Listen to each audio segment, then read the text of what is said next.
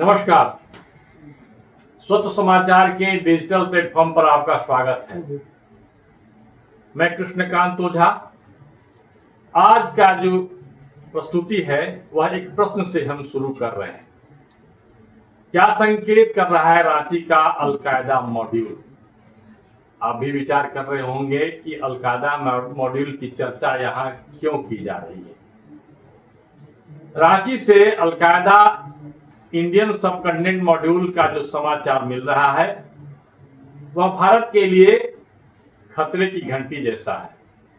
इससे कथित तौर पर संबंध रखने वाले जो डॉक्टर इश्तियाक अहमद के तार रांची में जमीन घोटाले में शामिल आरोपियों से भी जोड़ने लगे हैं।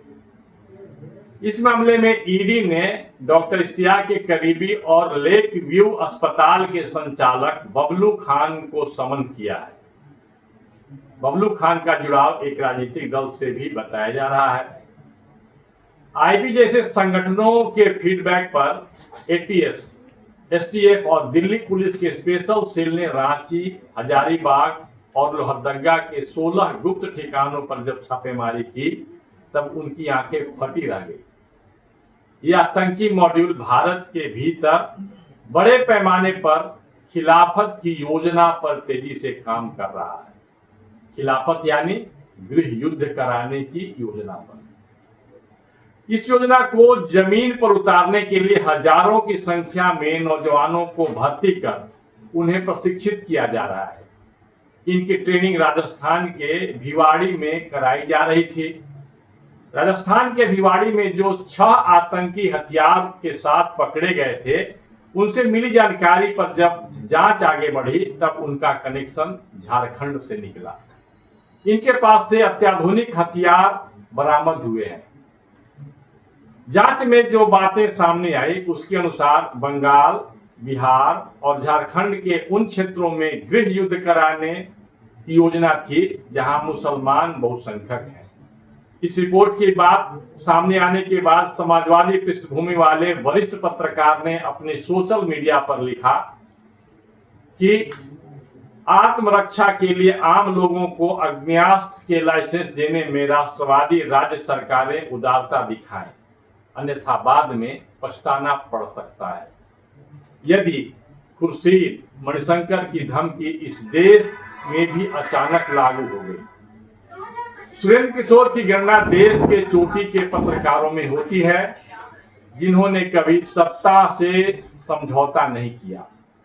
वे सचमुच आदरणीय हैं और युवा पत्रकारों के लिए आदर्श भी हैं। उनकी टिप्पणी का अर्थ यह हुआ कि तुष्टीकरण की राजनीति के कारण भारत और भारत के लोग संकट में हैं। इन खबरों के आए कई घंटे बीत गए हैं, परंतु अब तक किसी सेक्युलर दल या नेता ने इस असाधारण और भयावह राष्ट्र विरोधी षड्यंत्र पर मुंह नहीं खोला। क्यों? यह भी सोचने की बात है।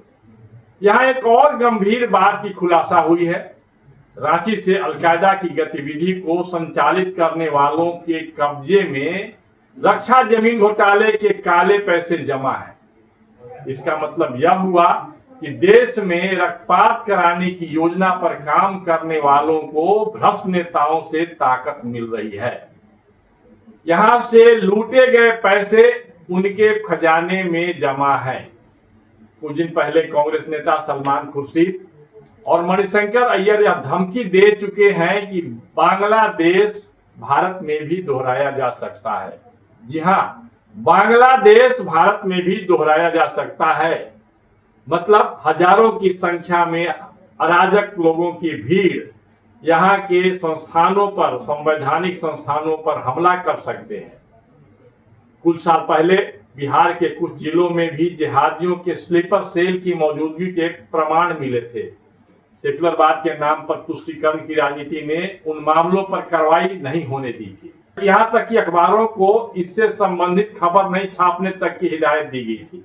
कुछ संवाददाता जिन्होंने हिम्मत करके इससे संबंधित खबर लिखने का प्रयास किया था, उन्हें बुलाकर समझाया गया था। सत्ता की राजनीति यदि जिहादियों के स्लीपर सेल को फलने फूलने में मदद करती रही तो वह दिन दूर नहीं जब मणिशंकर व खुर्शीद जैसे नेताओं की भविष्यवाणियां सत्य होने लगेंगी। इसके बाद भारत का क्या होगा, भारत के लोगों का क्या होगा, इस बारे में ईमानदारी पूर्वक और प्रामाणिक जो स्रोत है, साक्ष्य है, जो तथ्य है, उनके आधार पर सोचने की आवश्यकता है। क्योंकि हम मतदाता हैं और लोकतंत्र में मतदाताओं के हाथ में ही सारी शक्तियां सन्निहित होती है।